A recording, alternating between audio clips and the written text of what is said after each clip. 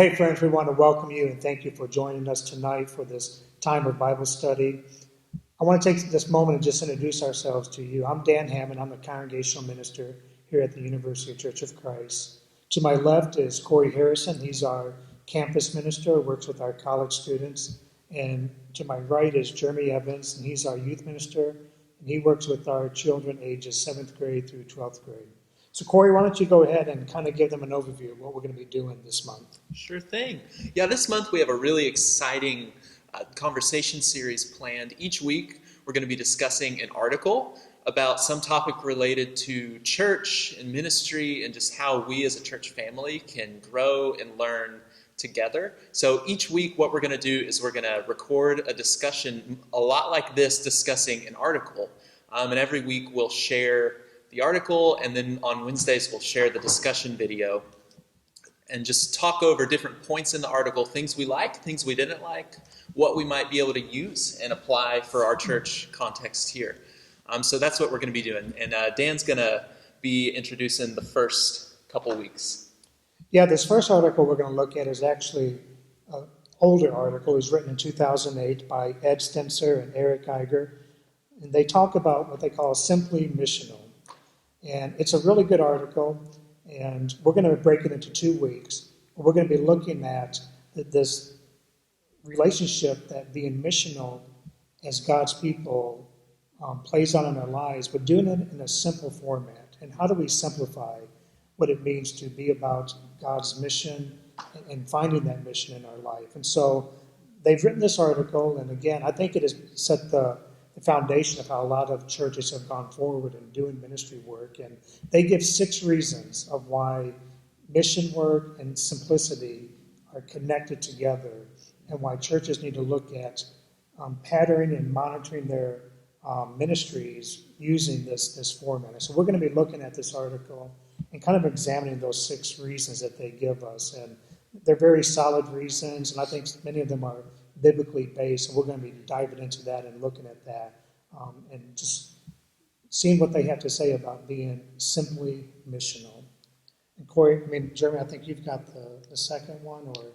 Yes, but I'm actually going to let Corey introduce the author of the second one. Yeah, the third and fourth weeks, we're going to be looking at 2 different articles by a pastor named Carey Nieuwhof. Carey is a prolific blogger and podcaster. He writes a lot on the topic of church leadership. And Carey's really interested in what's the cutting edge of how churches are relating to culture, how churches are creatively engaging their context and communities. And so both of his articles relate to what does it look like for people to grow and to reach out in this 21st century world that we see ourselves in. So Jeremy's going to take week 3. And so the first article we're going to look at is in 5 important ways evangelism is shifting in our post-Christian world. And so basically we're going to take time to look at how we share Jesus to the ones that are around us in a culture that has changed drastically even in the last 10 years, and how we're going to adjust to that and how we're going to be able to share him to not only people that don't know God, but also people that may have been hurt by the institution of church, or different things like that. And so we're really looking forward to going over his articles. One of the great quotes that I found from him throughout the article, it says that we must change the way that we talk about God in order to keep the mission of our church alive and moving forward. And so I'm looking forward to us getting to discuss how that affects us here at UCC. And then the next article is going to be called 5 Hard Truths About Healthy Church Growth. Church growth is one of those things that everybody, at least in principle, is for it, right? Because church growth is better than church shrinking. But people disagree about what good church growth looks like, or even if one of our goals should be to intentionally grow. And what he does in this article is he breaks down and sort of looks at it from a different paradigm, not just how can we grow, but how can we grow in a healthy way. And his thesis in this article is to say what we need to do as a church is stop thinking about growth in itself as our end and start thinking more about how we as a church family and a body can embody the characteristics of Jesus, of self-sacrifice, of service to others. And what he's going to propose is that a healthy church is actually an outward-focused church.